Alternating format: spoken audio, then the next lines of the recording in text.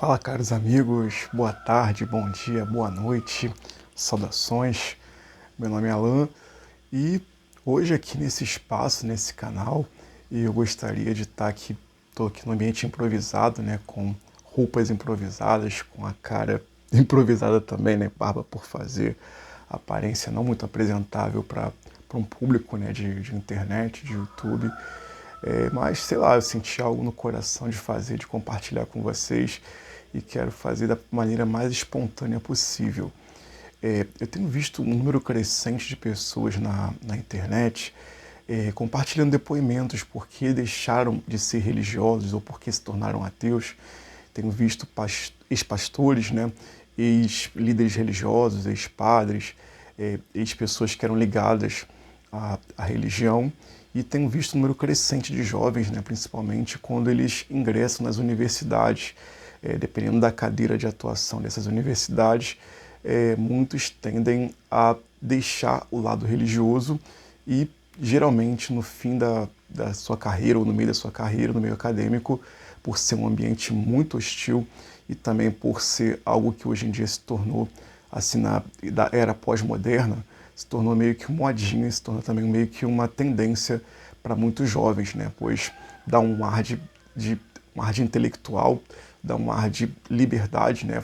Quebra de paradigmas, quebra de tabus, e nós estamos num momento de ruptura, né?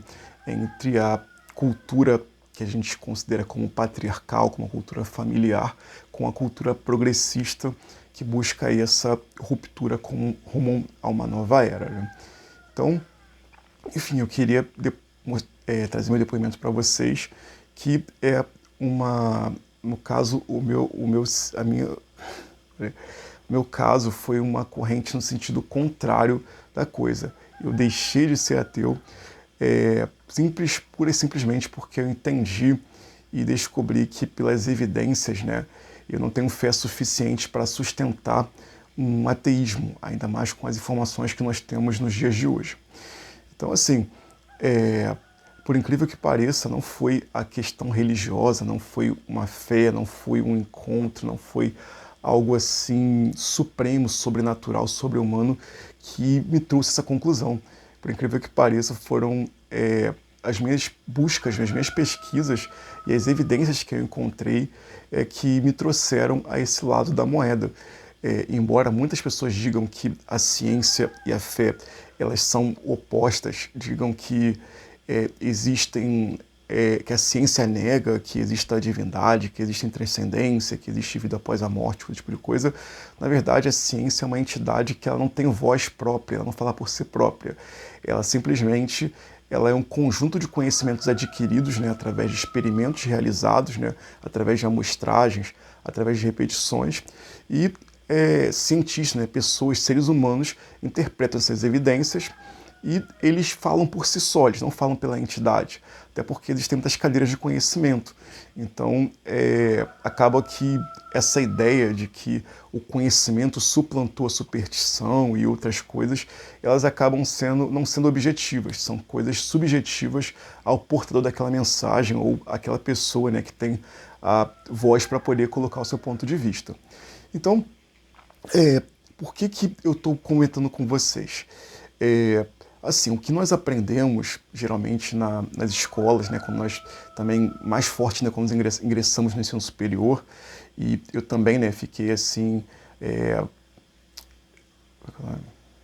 fiquei encantado, né, fiquei assim quando eu tive meu primeiro contato com a faculdade, né, um ambiente acadêmico, um ambiente em que eu via o grande nível de conhecimento, né, sou da área de exatas, eu vi o grande nível de conhecimento que os professores tinham e principalmente as matérias de lógica, filosofia e essas coisas que se chocavam, né, com o entendimento da realidade, eu comecei a entender que os processos existentes, né, processos naturais, processos físicos, a natureza e tudo mais, não precisavam da existência de um ser criador, não precisava de um criador, não precisava de uma causa primeira, não precisava de um ser necessário.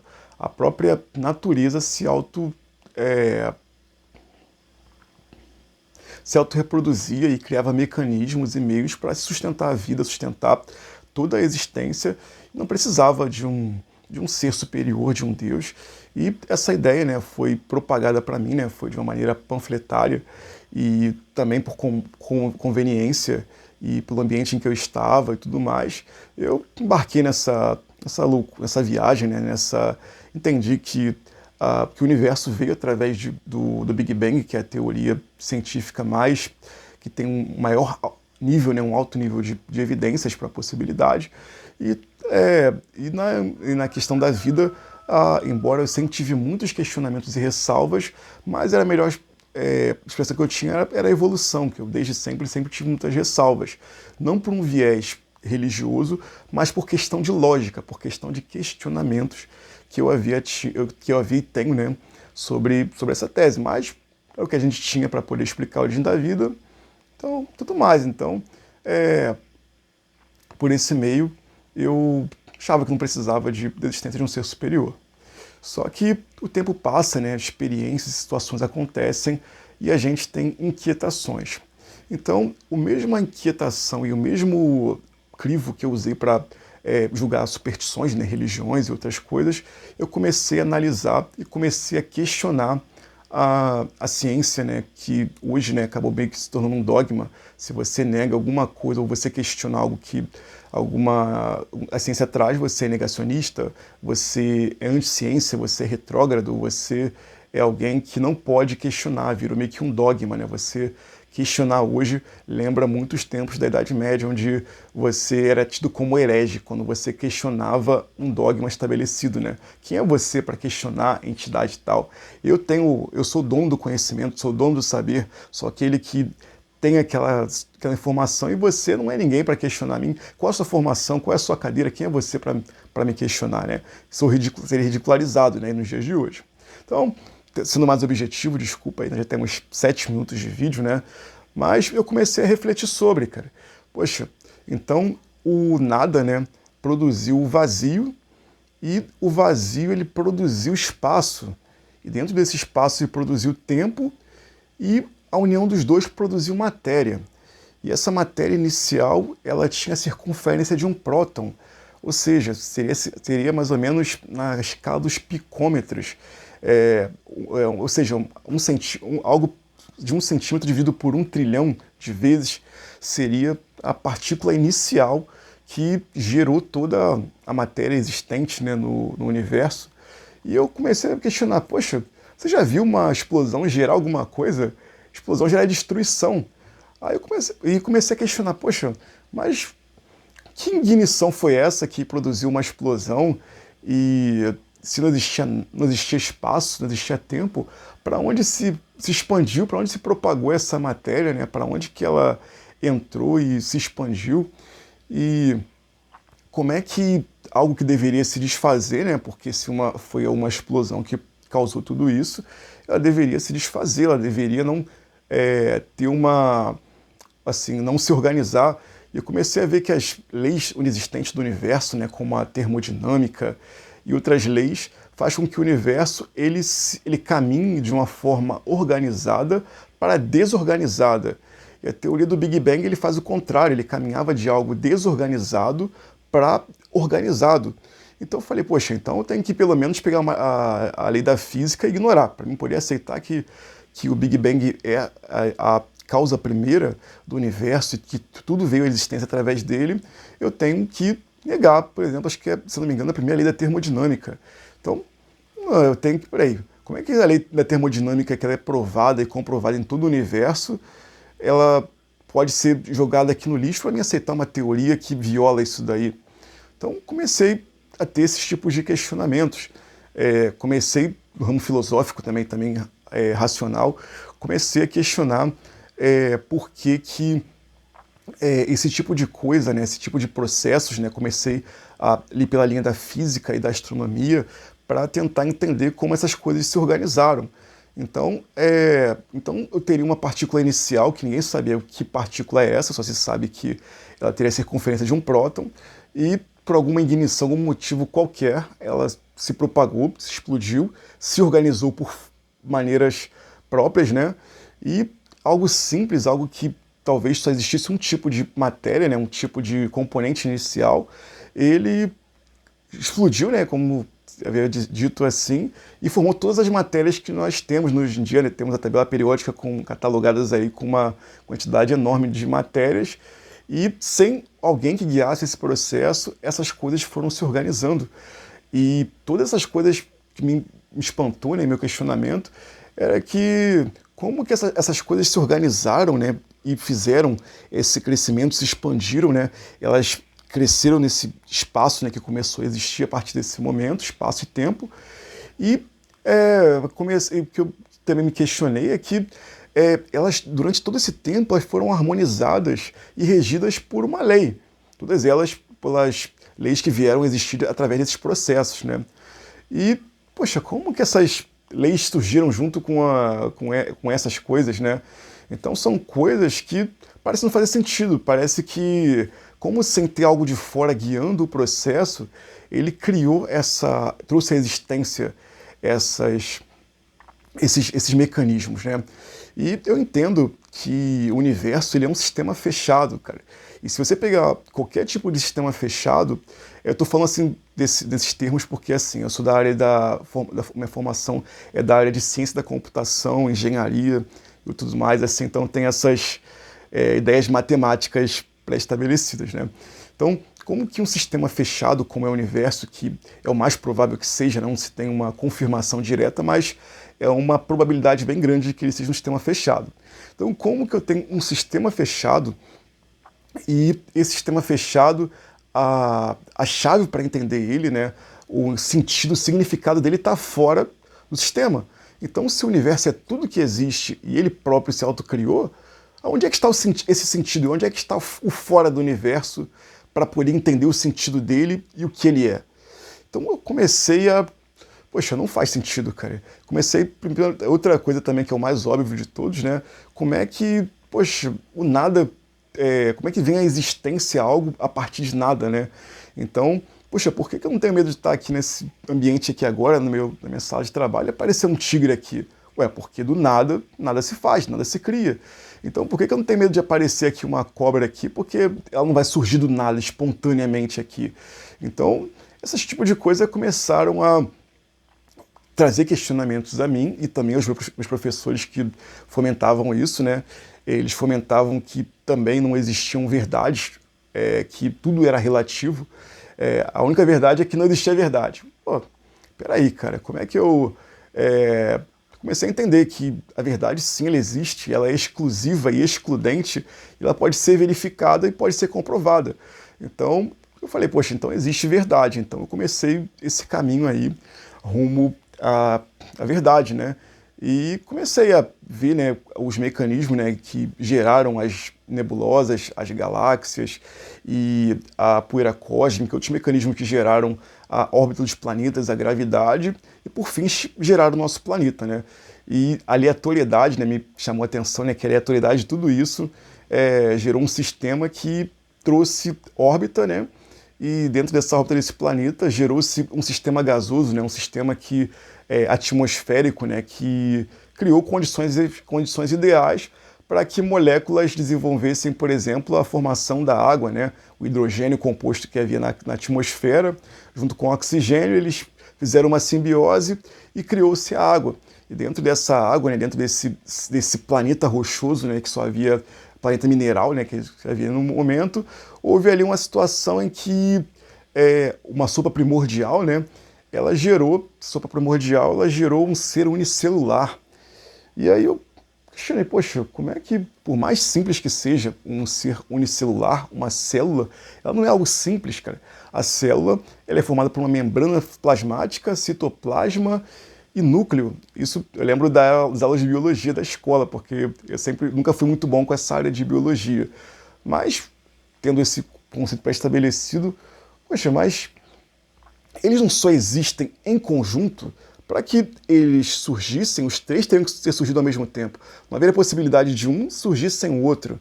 Então, poxa, como que isso é possível? Os três surgirem ao mesmo tempo e já surgirem de uma maneira composta, já surgirem entre eles, entre si, e já com esses mecanismos. E pensei, poxa, mas esse ser um celular, ele precisava se alimentar, né? Ele precisava também, depois, claro que o planeta foi modificado, a inserção do oxigênio modificou a forma de vida existente lá atrás, né? Só que o questionamento, poxa, mas para que existisse vida, eu primeiro também, esse todo ser que existe, né, ele tem de alguma forma alimento, né? Então o que é que veio primeiro? O alimento, a necessidade de desejar ou saber o que era alimento, um mecanismo de gestão do alimento para que ele não se digerisse, né, digerisse apenas o alimento, né, sabesse o que era alimento e não se autodigerisse, não se autodestruísse, ou uma forma já complexa disso tudo acontecer. E você pode questionar quais as condições dessa atmosfera primeira, das marés e tudo mais, e comecei a verificar que existiam muitas faltas de lógica, né? Comecei a entender o princípio da irredutibilidade, que também é muito comum dentro da filosofia. Não sei se você conhece o princípio da irredutibilidade, que diz que eu tenho, por exemplo, vou te dar um exemplo, por exemplo, de uma ratoeira.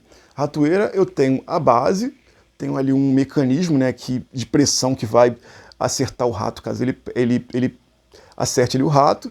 Tenho ali a isca, onde é aquela basezinha onde o rato vai pisar para poder ativar o mecanismo e disparar essa mola, né, com pressão, e tenho ali a trava da mola. Ou seja, eu tenho 5 itens, né, tenho 5 mecanismos ali, que se eu tirar qualquer um deles, a ratoeira não funciona.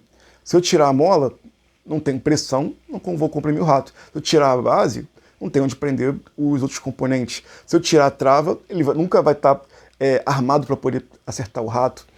Então, se nós pegarmos o DNA, pegarmos as células, né, as partes, os primeiros seres vivos, e eu tirar a hélice, eu tirar alguma parte dela, eu jamais poderia continuar com a outra.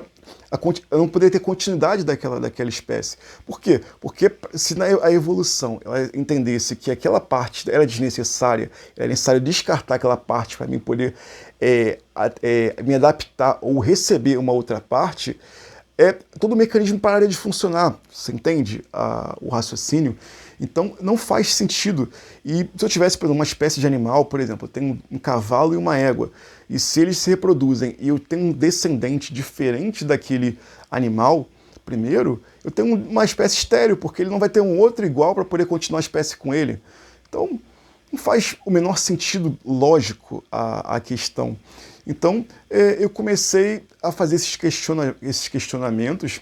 Isso que eu estou falando são questionamentos de uma pessoa que não tem conhecimento com profundidade nas áreas de física, nas áreas de astronomia, de biologia, de química, bioquímica e outros. Foram questionamentos de uma pessoa que tem, por essência e por natureza, esse hábito de questionar.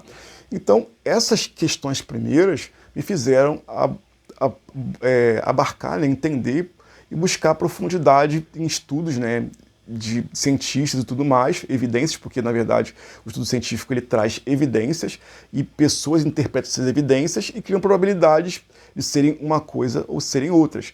Só que a ideia que nós temos difundida na mídia são de pessoas, né, de cientistas ativistas que têm o seu viés ideológico, né? Claro, todos nós temos um viés ou cosmovisão, mas todos nós temos um viés, uma tendência natural a ir por um caminho ou por outra.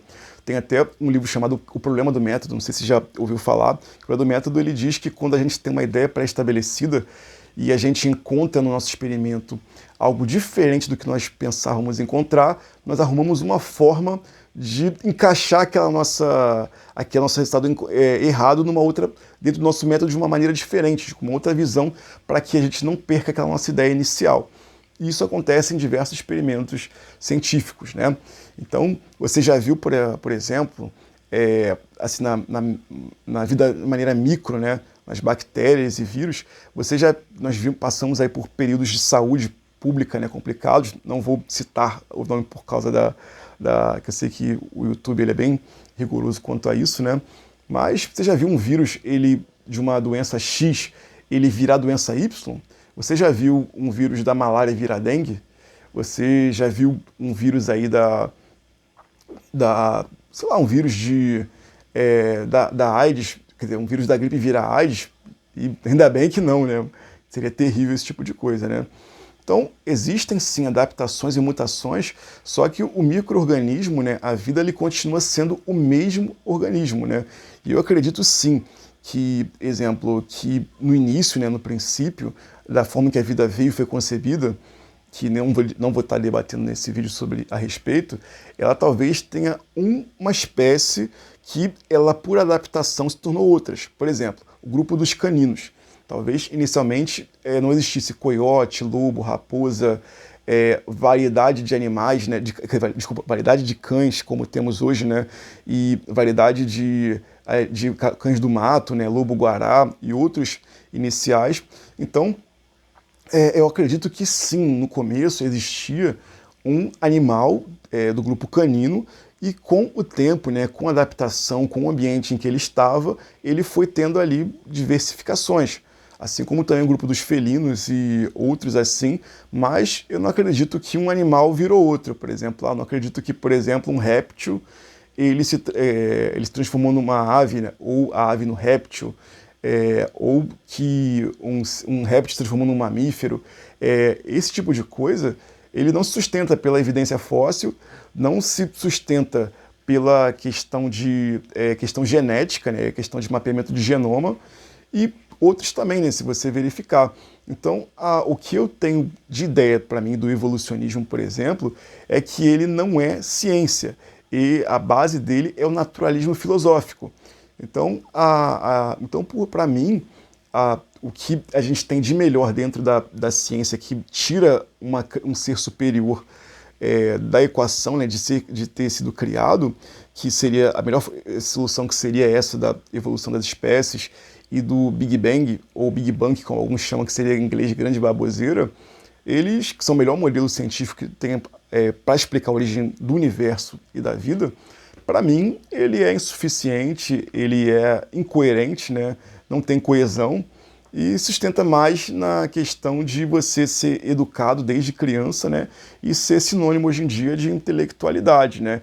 E você rotular pessoas que discordam com um monte de outras coisas, né? Então, esse é o motivo de eu não ser ateu, de eu não ter fé suficiente para negar que, pelo menos por lógica, já que o universo ele não é eterno, né? Desde a época de Einstein e a teoria da relatividade geral, que se provou que o universo ele teve um início, ele teve um ponto de partida.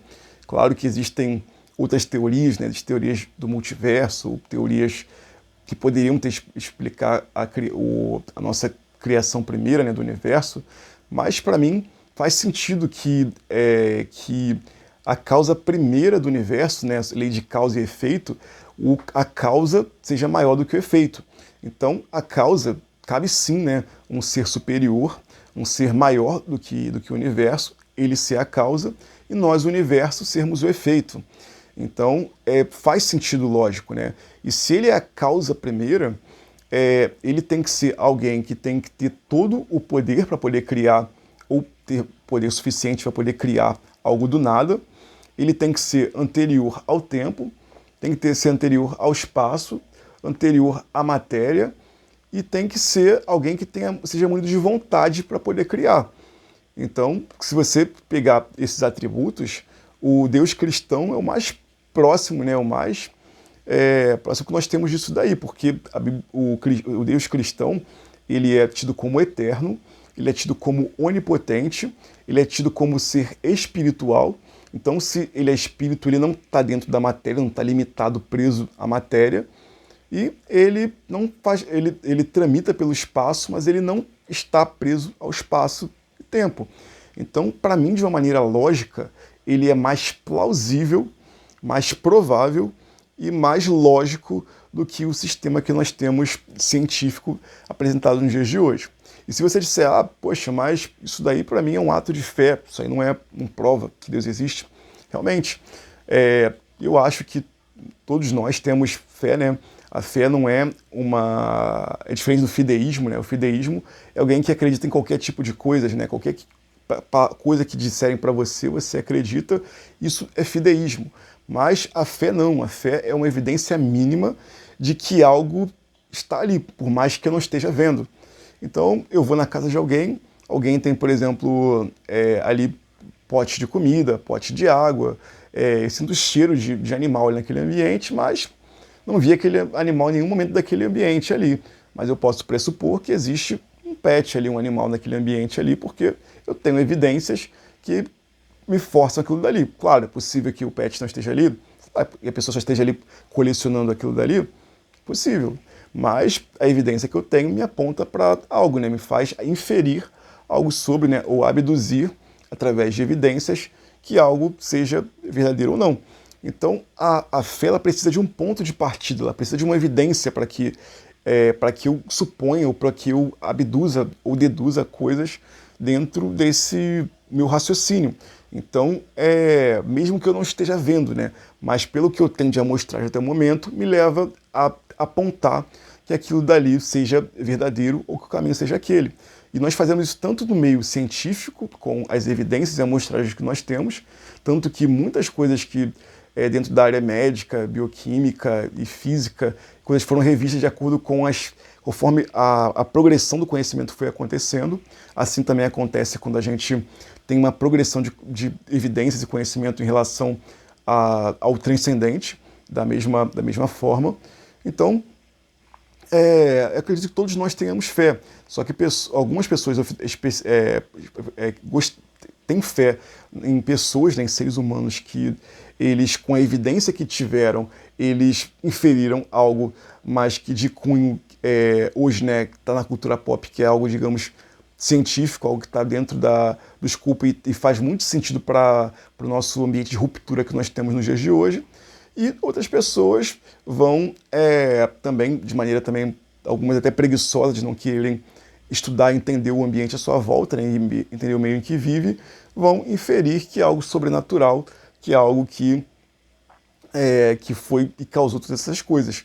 Mas, de certa maneira, todos nós temos fé, todos nós temos um grau de fé. Por exemplo, você já viu algum físico, astrônomo, alguém já verificou, já viu a matéria escura do universo?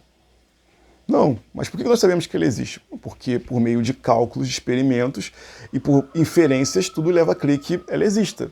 Então você tem uma lógica, uma probabilidade daquilo existir por causa de caminhos e verificações que vocês fizeram anteriores. Então esse é o meu ponto para poder crer que existe o ser uma causa primeira, de que existe um design inteligente e que ele é mais plausível do que o modelo evolucionista e o modelo também do Big Bang. Então, as causas para que eu chegasse à conclusão que eu tenho hoje, assim, para mim, com todo respeito, é uma questão de fé, você ser ateu, né? Você negar que o nada gerou todas as coisas que existem, a harmonia existente que existe na natureza e no cosmos de uma maneira geral foi obra da aleatoriedade, sem nenhum meio guiado, sem nenhum processo que guiou todas essas coisas, foi tudo obra da aleatoriedade, e que pela aleatoriedade nós chegamos até onde chegamos e nos diferimos dos demais animais da cadeia alimentar na questão do raciocínio. Eu sei que existem animais que pensam, mas não raciocinam. Então, você achar que tudo isso até o momento foram obras aleatórias, obras que não foram arbitrárias, e que tudo isso foi um processo cego e aleatório que gerou tudo isso, para mim demanda um grau muito elevado de fé. Eu teria que, com todo respeito, né, acreditar que em mágica barata, né, que as coisas simplesmente surgem. E que as coisas surgem já de uma maneira completa e acabada, ou talvez progressiva até chegar a essa parte completa e acabada, e entender que as distâncias entre a Terra e a Lua, e a circunferência do planeta, e que o nível dos oceanos e tudo mais, tudo isso que corrobora para a existência da vida aqui nesse planeta é mera obra aleatória e que demandou um processo cego o processo que gerou o caos, gerou a ordem que nós temos nos dias de hoje. Então, para mim, se nós temos leis estabelecidas, descobertas, não criadas, né, mas descobertas, nós temos um legislador.